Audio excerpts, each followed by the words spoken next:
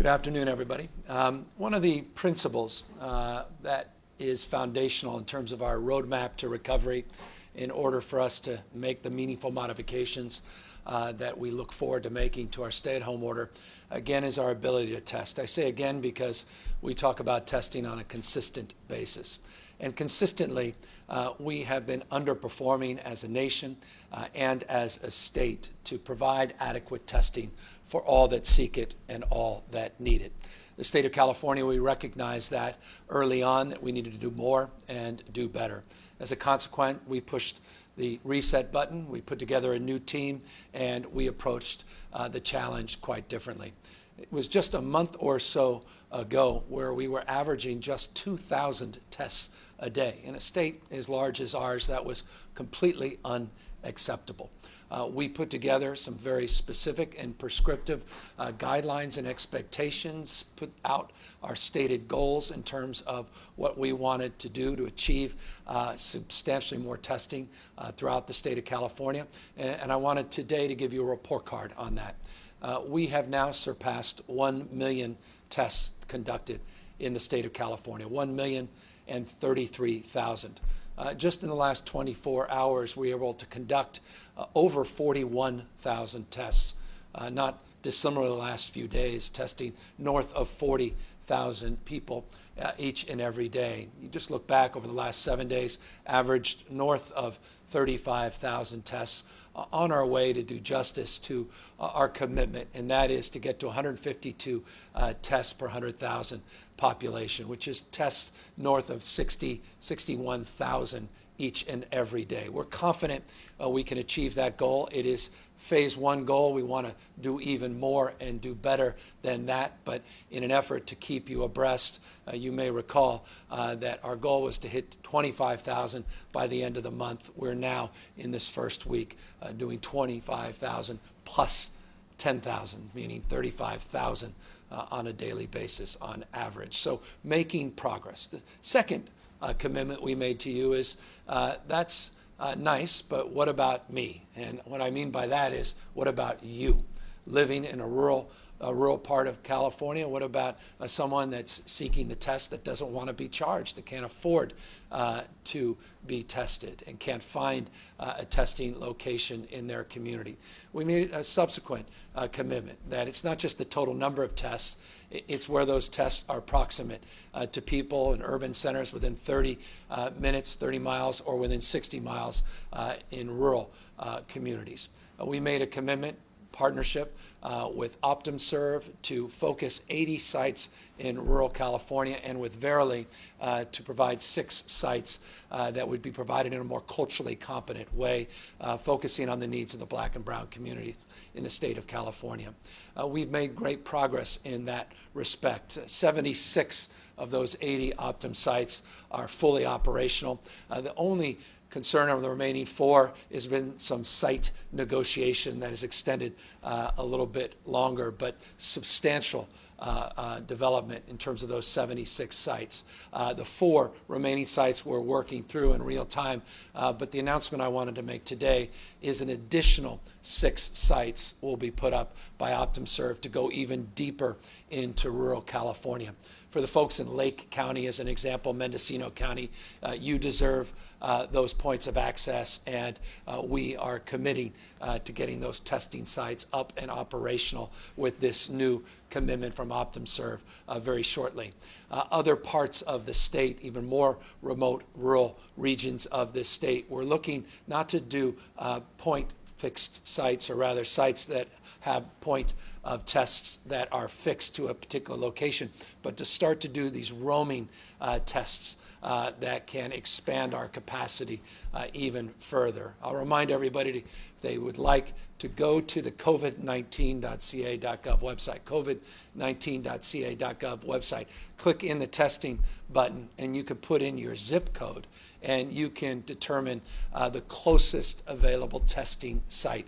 We have 241 community sites that we are tracking that are available for testing, plus the Verily sites, plus those OptumServe sites. You'll see there's still testing deserts in this state, and that's, again, the announcement we're making today to do even more with OptumServe, and then we'll start these roaming testing sites very, very shortly to provide even more coverage.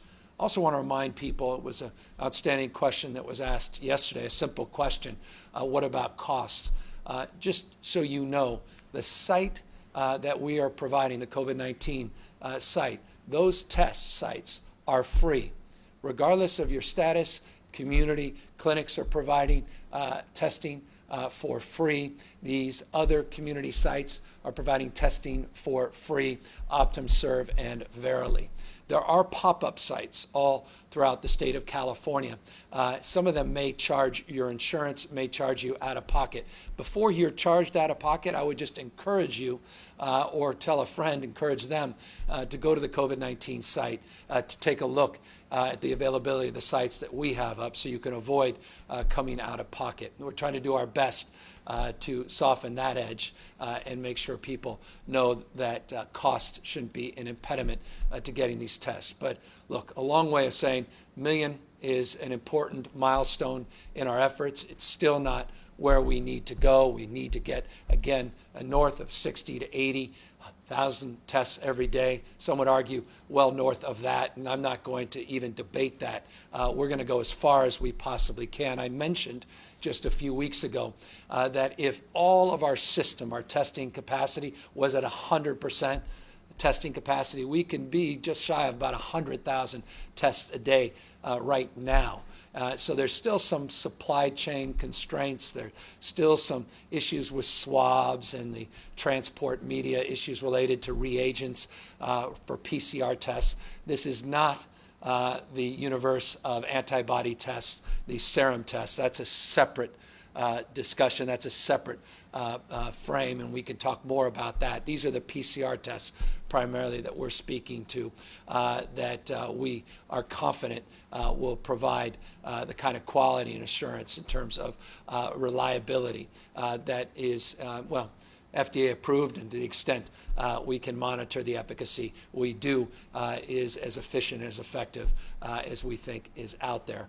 Many other tests, though, are popping up that don't necessarily have that gold seal, and so always points of caution at these point-of-care pop-ups that you may run into. But go to our site first.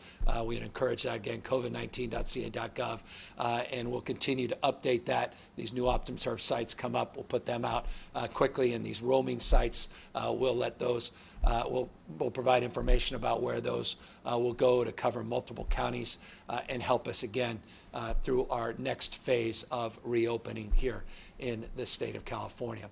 In order to also advance our testing capacity, we put out an executive order a little bit ago that directed a couple of departments, Department of Consumer Affairs and our board of pharmacies, folks that oversee our pharmacy industry in the state of California. I say industry just because we have some 6,492 different pharmacies in the state of California that are licensed, almost 6,500, and thousands more pharmacists that they're responsible for overseeing.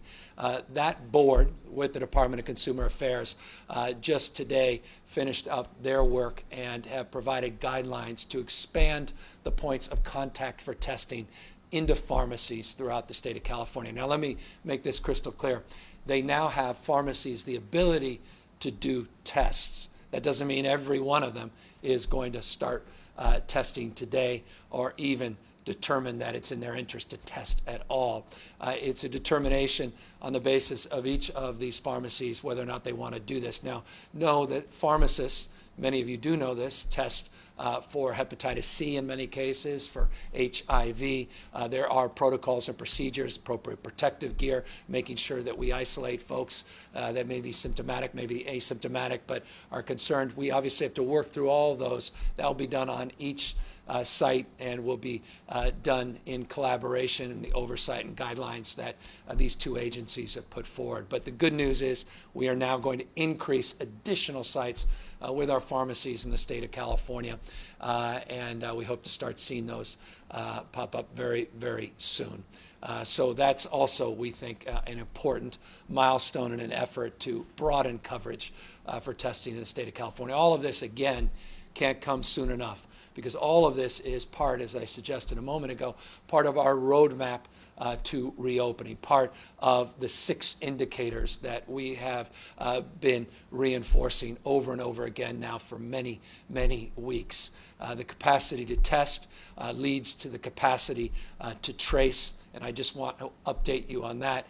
We believe by tomorrow or the next day, certainly by the end of this week, the first cohort of those that we're training through UCSF and UCLA and the new virtual protocols for contact tracing in the state of California. That first cohort will be trained, and we're starting to recruit the next cohort. Again, this is foundational testing, and then the ability to trace.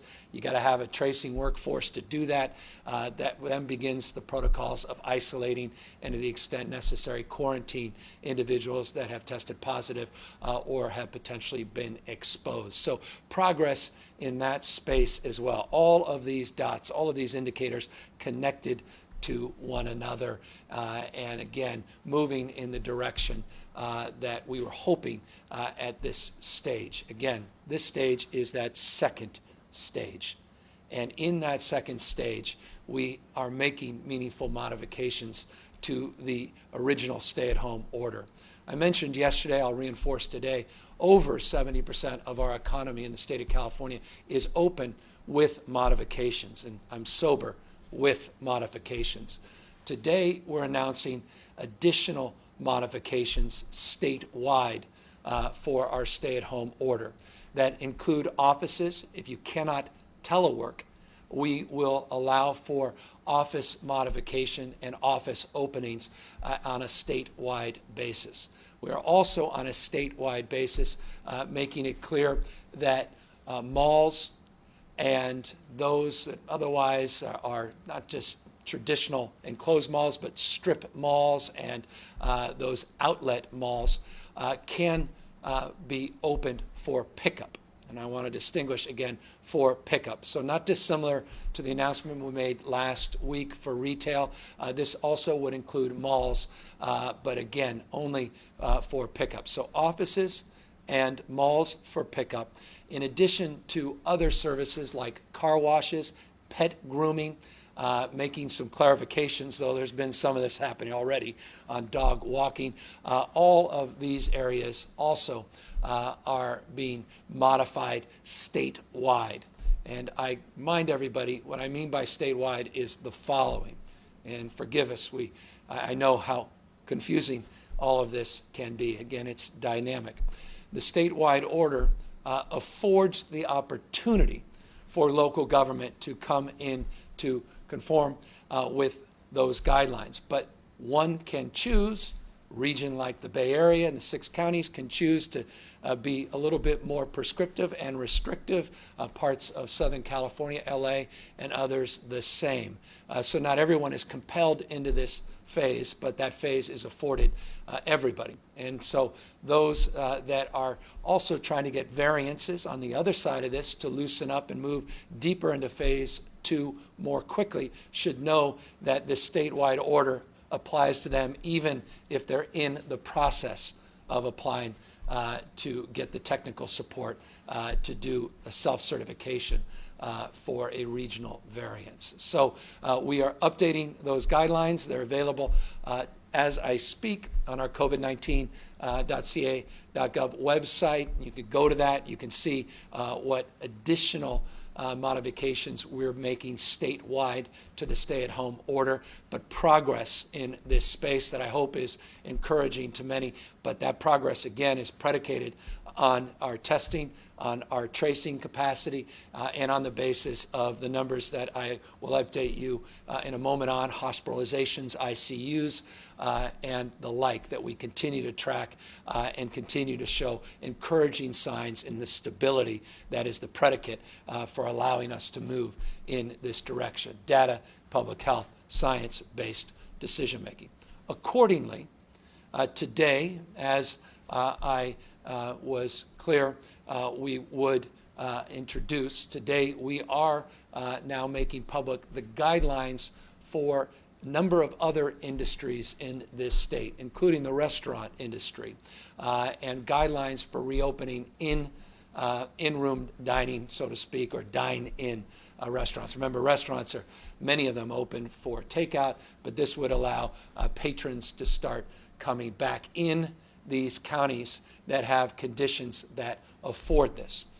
We made very clear last week the conditions we're looking for to go deeper into phase 2, and we made it clear that today we would put out those guidelines. We have also put that up on that covid19.ca.gov website. So you'll see guidelines statewide updated, and you'll see guidelines county by county that we are putting out today for a number of different industries. By the way, those industries include but are not limited to well, outdoor museums, botanical gardens, and by the way, that's also available in terms of a statewide order. But we put out prescriptive guidelines in terms of what we look for in the reopening of outdoor museums. We provide similarly guidelines for car washes and for restaurants. And we today can announce that based upon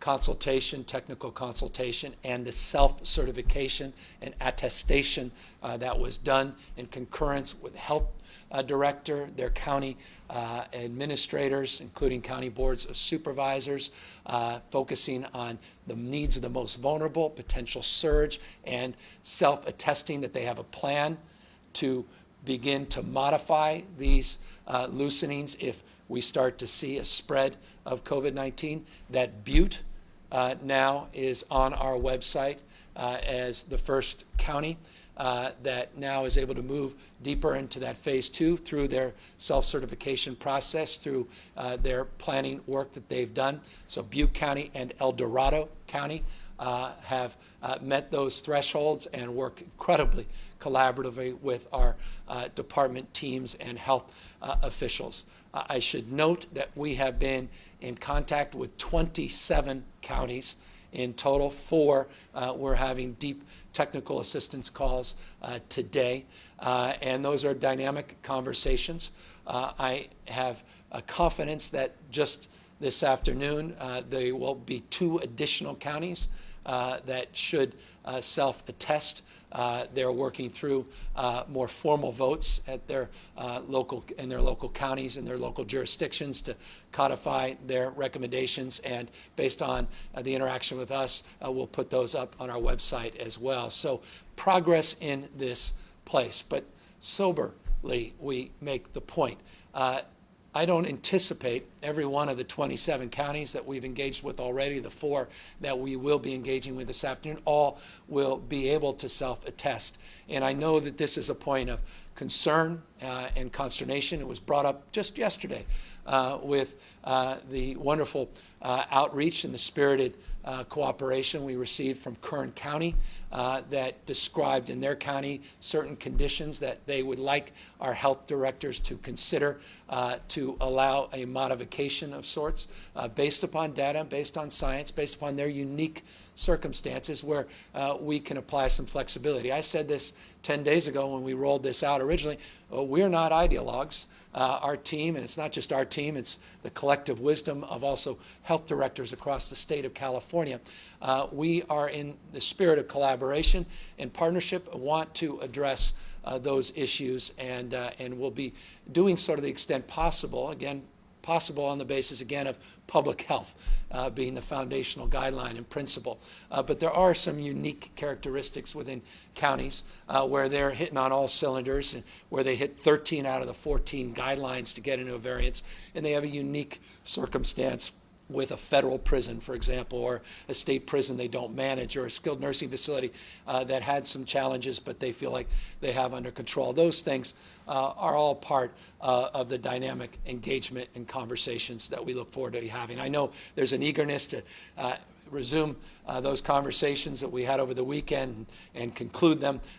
we will do everything in our power as quickly as possible to adjudicate all of these nuances and details and be as fair-minded as we possibly can. I just want to make that clear to everybody watching, also members of the press, that we are committed to this dynamic process.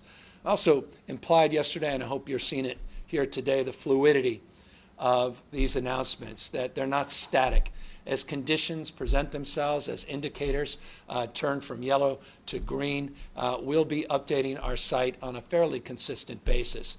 And we will be directing that through the Department of Public Health, primarily, not even just traditionally through these press conferences. So I want folks to know we'll be making adjustments and modifications on a consistent basis statewide, and also providing updates on these regional variances. Whole idea is to get us all through this phase 2 so we can start to move into phase 3. We are not there, phase 3, yet, but there are parts of the state that can and now are moving deeper through phase 2, and I hope that's an encouraging sign, both from a health perspective and an economic perspective. It's an and for us, not an or. And I deeply recognize health is defined not only by taming the beast that is coronavirus or C-19, as it's now often being referred to, but also addressing social determinants of health and the impact of poverty as it relates to the health of families and communities all across this state, physical as well as mental health. All of these are factors. We don't see them as competing factors as much as we see them as in a collaborative frame in the context of a broader health frame. But again, guided by health and guided by data, we will continue to march down this path of more meaningful ratifications, and again, in real time. And so, again, keep taking a look at that COVID-19 website. It's a dynamic website updated on a consistent basis. And in that respect, I also want to make something available and also just make you aware of what's been on our site. You can look at the attestations, which is just the self-certification of the containment plans and the protection plans that, for example, Butte County is putting up. You can take a look at that on the map, county by county, but you also have the ability on our site to look at the total number of positive cases that have been identified in Butte, the number of people hospitalized, number of people in ICUs by county throughout the state of California. I'd encourage people to take a look at that.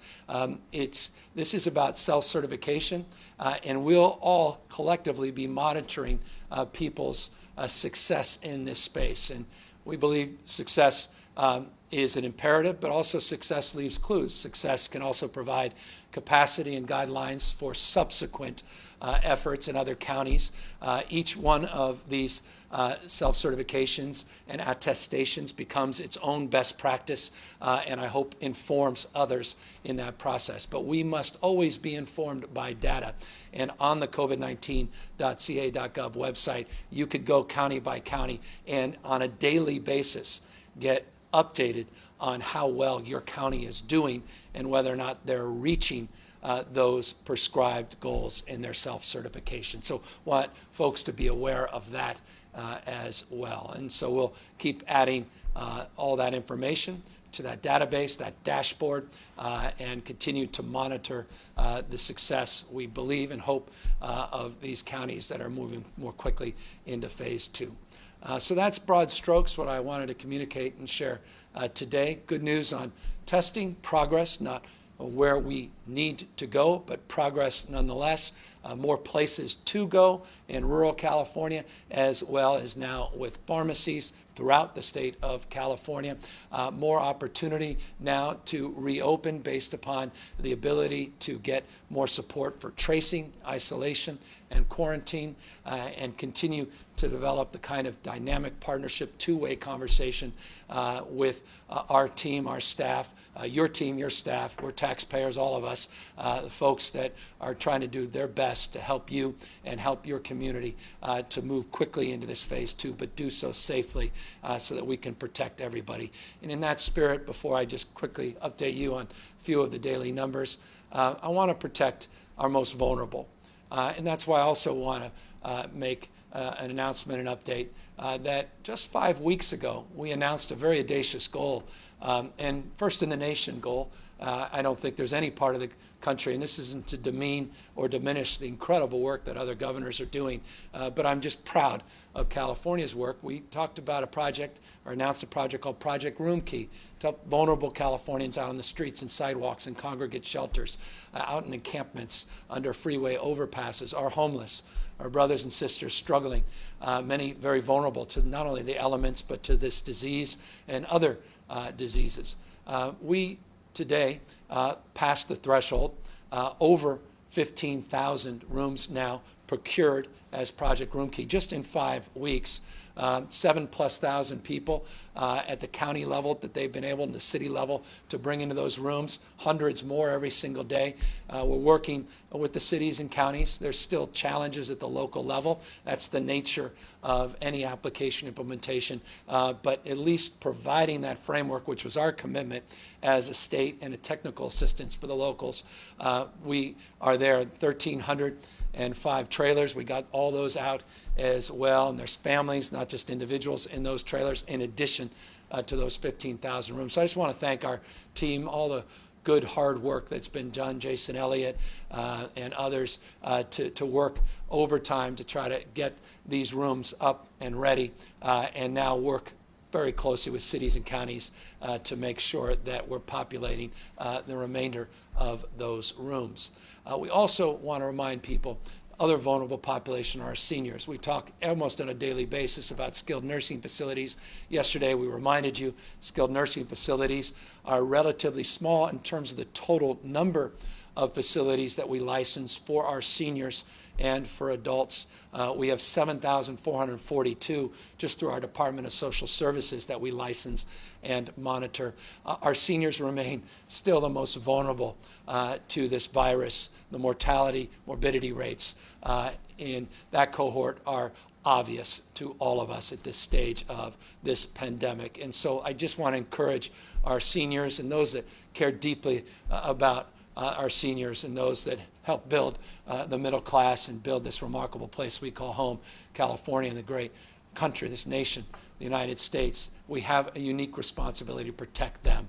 And so as we begin the modifications, as we already have reopening 70+% of the economy, as we begin to modify with these dine-in opportunities, let's make sure we do so cognizant not only of our own health, but the health of our most vulnerable, and those are our seniors. And that's why practicing and not just preaching what is in these guidelines is so foundational. And it's a way of just saying this.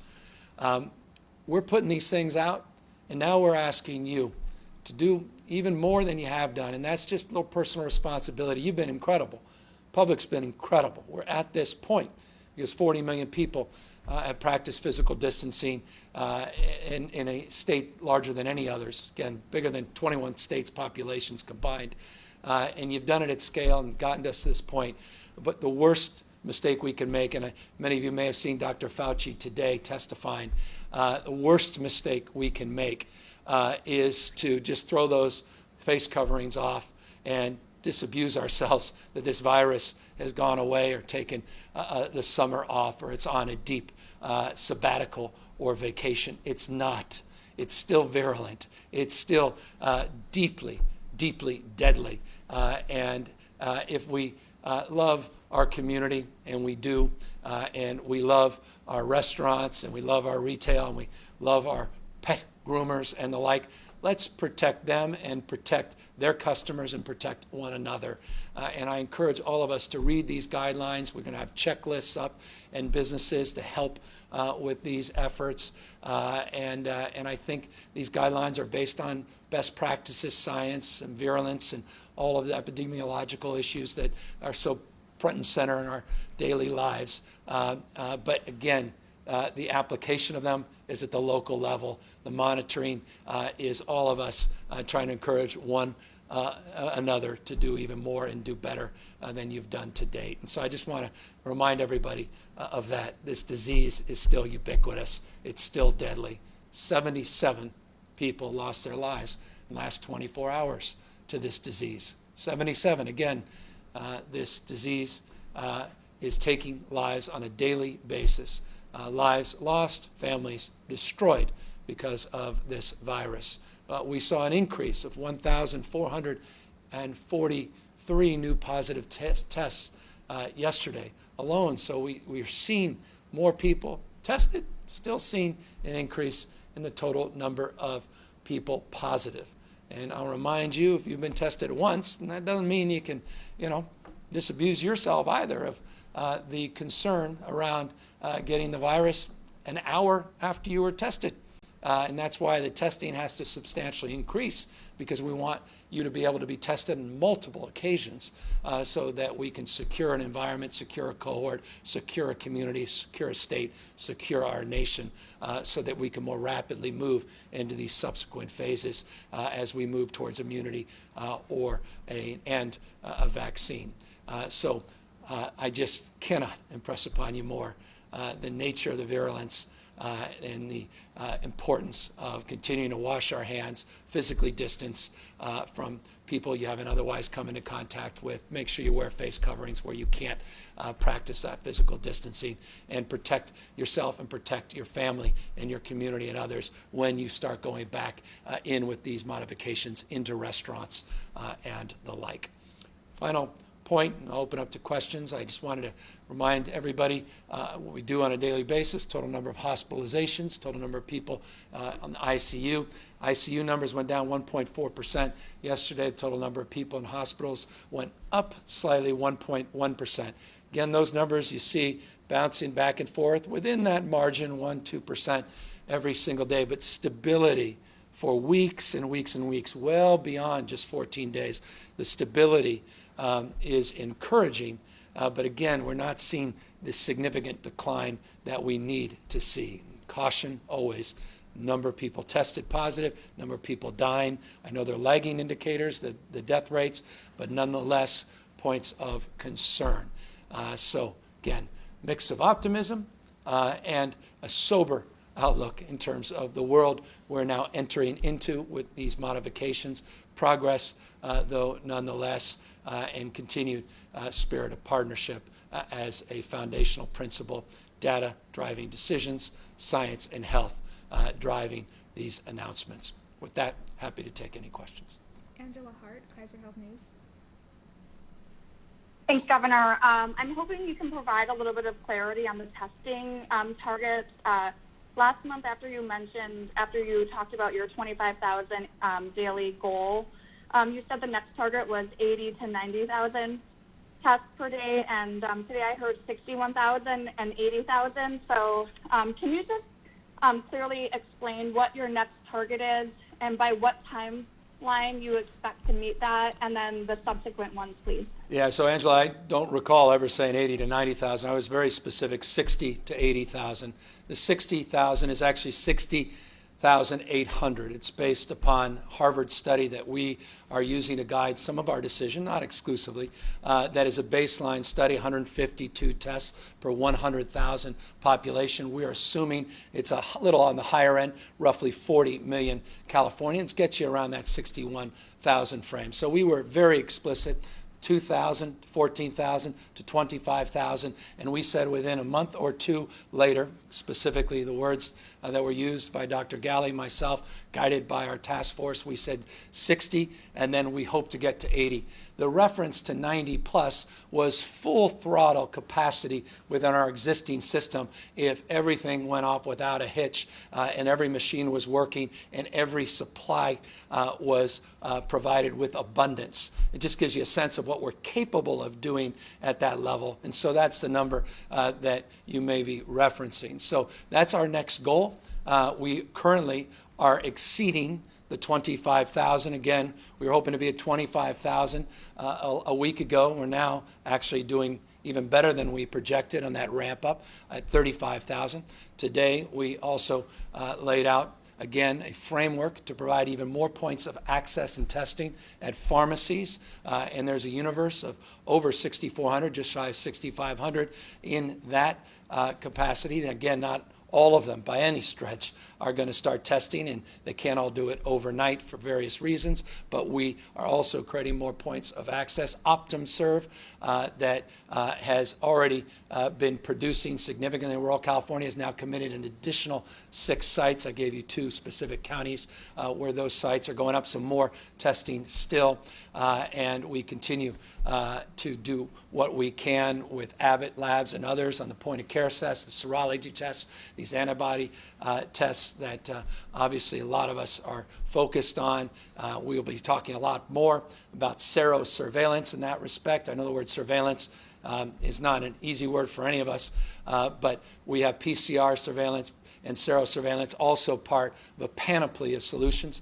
We're also testing, you're with Kaiser, so you may appreciate this. There's a lot of pooled tests, pilots that are being considered now as well, something you know well. Blood banks already do that. All kinds of interesting things happening in this space that we haven't shared necessarily. So there's a lot of that happening as well. But progress being made, and those numbers getting to 60 to 80, we continue to believe are well within our grasp, but again, many, many weeks away.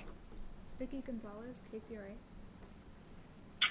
Governor, on the restaurant front, after talking with owners, there's a collective concern about the challenge of potentially bringing employees back, given that some are potentially receiving more on unemployment, and these restaurants will likely be operating at reduced capacity, which translates to bringing in less money. Has there been any discussion about responding to or troubleshooting this challenge? Yeah, well, as you may know, my background is the restaurant business, not only starting as a busboy and a waiter, working my way up out of college, opening a small business, pen to paper, 1 part-time employee. Pat Kelly, we grew that business, opened a number of restaurants. Point of pride that I say this, not a point of promotion, point of pride. So I have deep experience in the industry, owning, managing, working in this industry for decades. And so the answer to your question is affirmative. Absolutely yes. One thing that I recognize, one size does not fit all, not only from my personal background and experience, but through my deep collaboration over decades within the industry, a recognition that each restaurant is different and distinct. And as a consequence, the guidelines we put out provide more flexibility than I believe some other states. Every state is different, and I deeply respect what other states have offered. Some have said, well, it should be opened in the first phase at just 25% capacity. Others said 30, some said 50. We decided not to be prescriptive in that perspective. We worked with our health officials and to provide flexibility on spacing. What we want is physical distancing. Obviously, all the sanitation, all the PPE, all the other guidelines as it relates to ingress, egress. You'll take a look, I hope, at the guidelines we put out, and there are many very specific recommendations, guidelines, and expectations. But we also wanted to provide flexibility because it goes to the spirit of your question. Look, I am not naive, and no one should be. And I think one of the biggest mistakes we can make in this pandemic as we start to move into a reopening phase is somehow overpromise what it means. None of this means anything if customers don't feel safe. And none of this matters, in the spirit of your question, in direct response, if employees don't feel safe and don't want to come back to work. And so all of this is foundational on a public health mindset. That's why I say I don't see the issue of economic opening and growth disconnected from health. They're directly connected to your question. How do we bring back a healthy workforce? How, if that workforce, if they are exposed or are tested positive for COVID-19, how do we protect that workforce so they don't feel like they have to go to work and are having symptoms but are not being honest with their employer? How do we make sure that they have sick leave? How do we make sure that they can be supported in isolation as we move to the tracing protocols? And so that's also part of the guidelines we're putting out, also part of some of the details that we are rolling out. But I think there's a deep desire for people to come back to work. Not everybody's going to come back right away. You're not incorrect about some of the unemployment issues, but those are more temporary. And we are seeing, I think, a deep eagerness in this space for people to reopen. And one of the things, just in closing, and forgive me for extending deeply, it's a point of personal privilege, again, in industry I've been part of in the past before my time in public life, that I also recognize that within the industry, there are restaurants that also are bars. There are restaurants that are full-service restaurants that are much more limited service.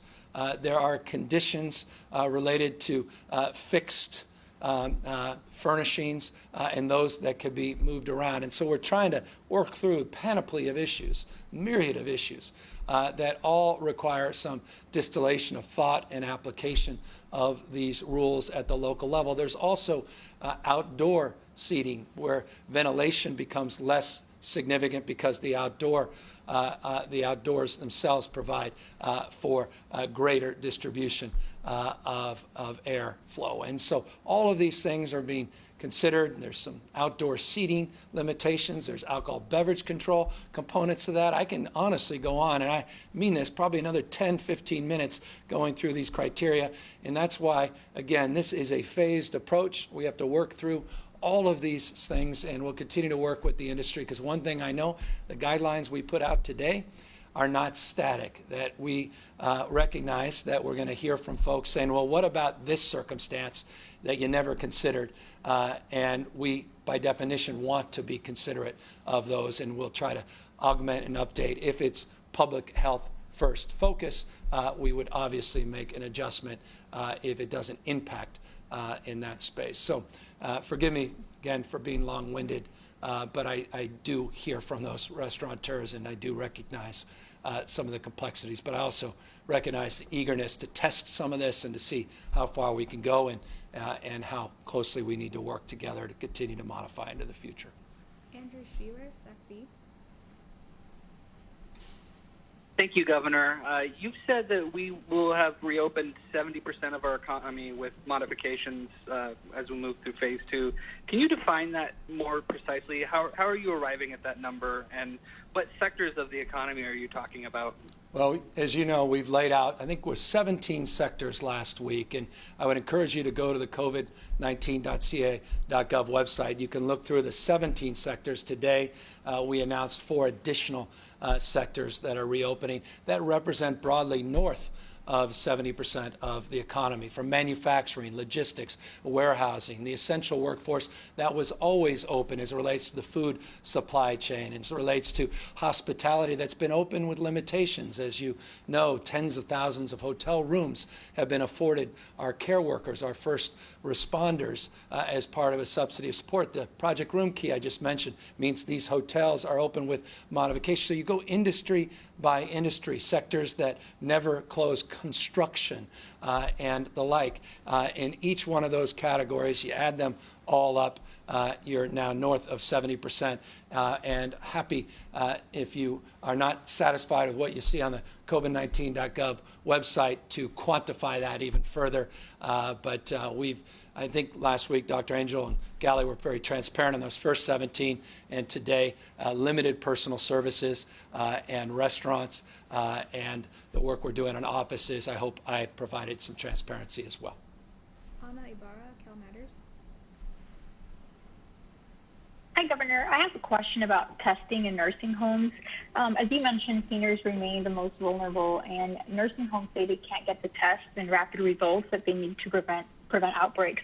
As the state works to expand testing for the general population, why haven't you mandated universal testing in nursing homes like other states have? Are there any plans to do so? There are plans to do so. We just need to be in an adequate place to be able to deliver on that promise. Look, we've prioritized testing in our SNFs and more broadly in our adult system.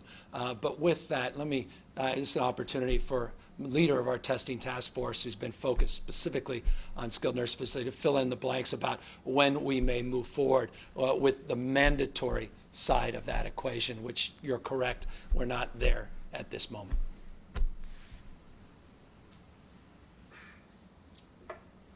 Thank you, Governor, and thank you for the question. Indeed, this has been a conversation point for the last many days, really working with our nursing home operators and advocates across the state to understand the best way to ensure that we get the test, not just for the residents, but for the staff as well. What's the right time to do that testing? What are the plans and how to manage the number of positive tests that we discover, how to adequately support patients, and of course the staff. So I think in the next week or two, we will be announcing what that plan is in terms of how readily and quickly we're able to bring testing to every facility across the state. I think this is something that's not only important to the residents and the staff, but the families as well. We take it very seriously, and we think it's one of the most important proof points that we're able to support those who are living in our skilled nursing facilities across the state, those over 1,240 facilities and nearly 120,000 residents. So I think we're a couple weeks away from having this all ironed out. And again, it comes down to ensuring that we not only have the supplies, but also the people power to get the testing done in process. It's quite a large number, and we're working to come up with a thoughtful statewide plan. We're already working with a couple of big counties on their own efforts to ensure that their skilled nursing facilities have testing capacity to cover all the residents and the staff, and we're working with those counties to ensure that it can be implemented and done well, and then we'll expand to the rest of the state in the days to come.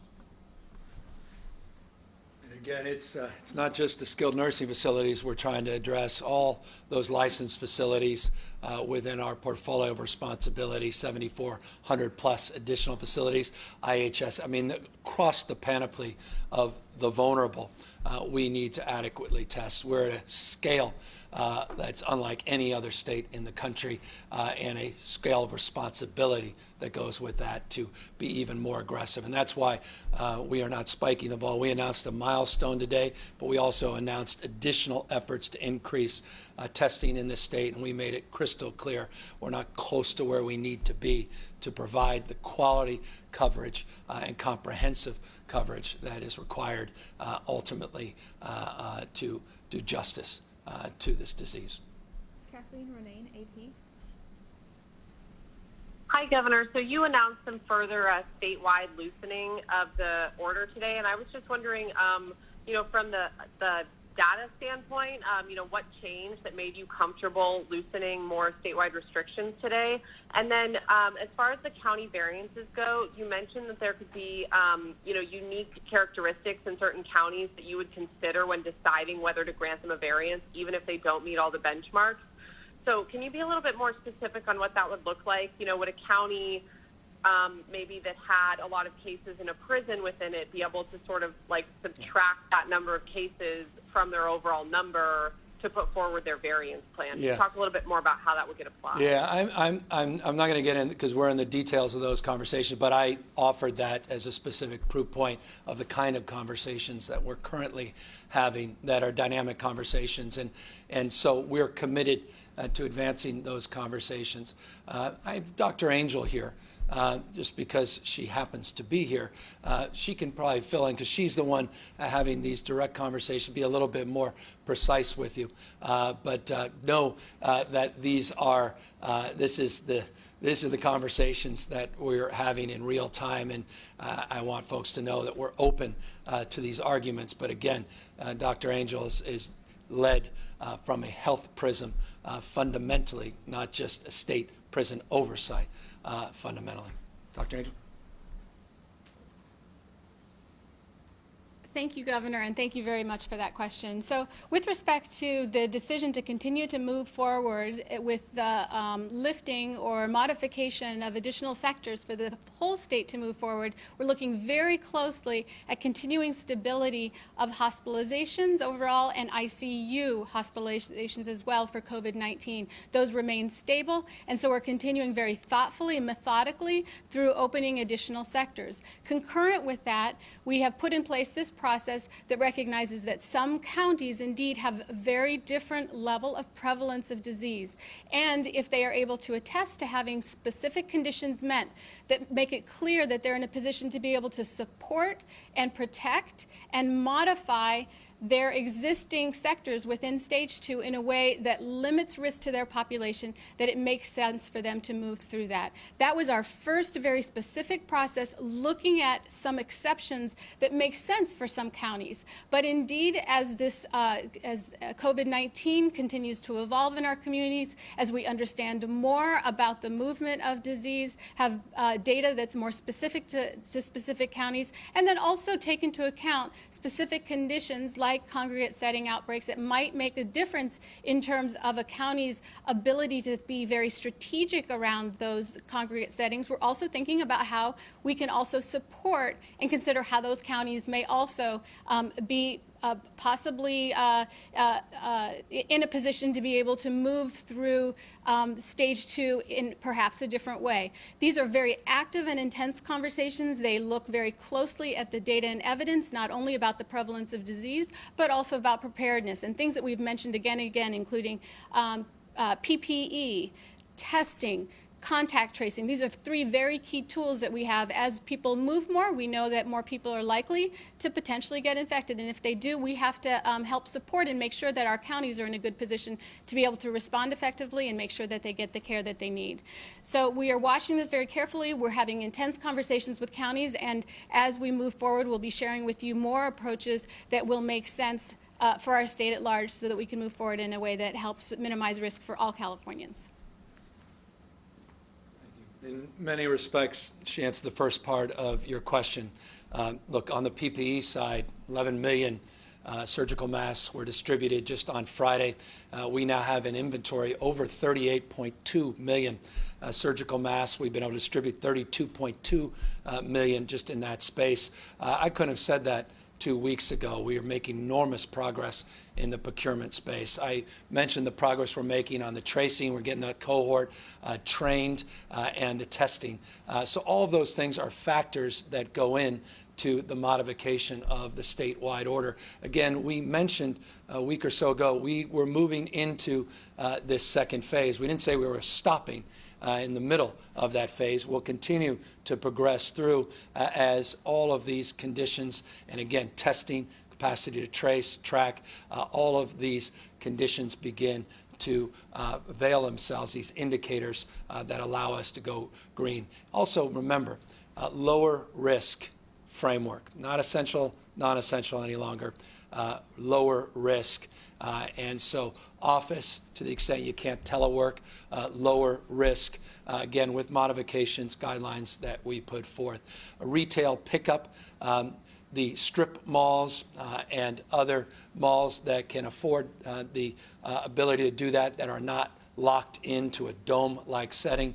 We think that also is lower risk, consistent with the retail pickup that we put out last week. So that is subsequently the guidance, the guidelines that we are putting out today are in that spirit, and that's what I hope you should expect over the course of the next number of weeks, and then always looking at those trend lines as it relates to ICU hospitalizations and that testing ratio between total number of people tested, total number of people that test positive. Final question, Dave Lopez, CBS-LA. Yes, good afternoon to all of you. Governor, I know every county is going to be different. The bigger counties like LA County will probably be much slower in opening the restaurants. We've heard all kinds of figures. Ask you to look into your crystal ball. We've heard as many as 50% of the restaurants, as we know them, will not be able to survive this. Do you think it'll be that bleak throughout the state? having, again, been in the industry, opened and had to close a number of restaurants, the percentage that fall off the radar on an annual basis is already alarmingly high. It's one of the most tough, difficult, challenging businesses and competitive businesses out there. So I think you always have to begin from that frame of consideration and reference. But no, I do think it is profoundly challenging, particularly that industry. The rents are high, fixed costs are extraordinarily high. Bringing back your staff, the whole notion of a restaurant, when you bring back staff, is you want to maximize those peak hours and you want to get as many people as you possibly can in during that dinner period.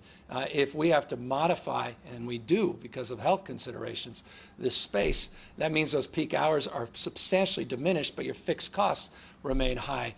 You're already running on low margins to begin with. So look, I'm not naive about any of this and deeply concerned. That's why that PPP program is so important. SBA programs are so important. That's why any subsequent work we can get or support we can get from the federal government. That's why I put out that letter with the 5 other state Western governors yesterday in terms of requesting more support from the federal government. It wasn't just about the state of California or their state's general fund budgets. It's our capacity to help support through economic stimulus within our states, the efforts to help support these restaurants and to support these employees through a series of other additional supports. But yeah, it's going to be very trying, even with these modifications. And yes, you're correct.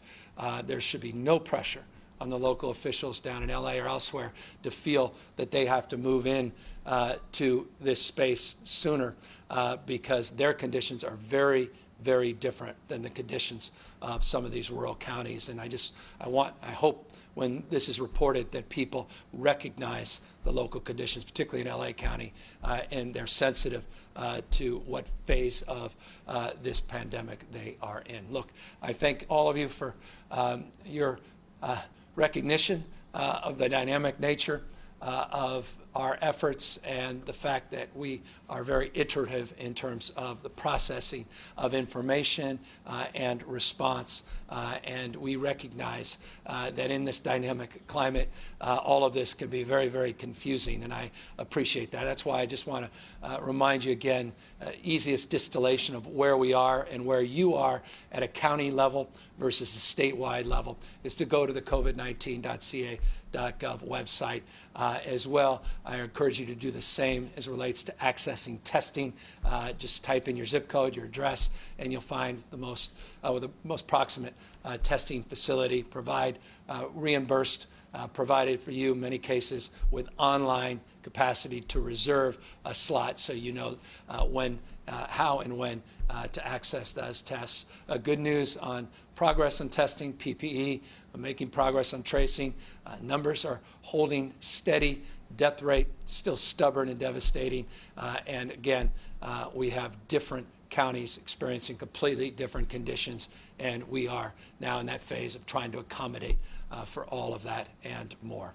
With that, thank you for accommodating me, and thank you, as always, for your incredible work in this state. Continue to do your best to listen to your local health directors, keep yourself safe by practicing social distancing, physically distance from others, wear face coverings as appropriate, and stay healthy, but still stay connected to loved ones. Take care, everybody.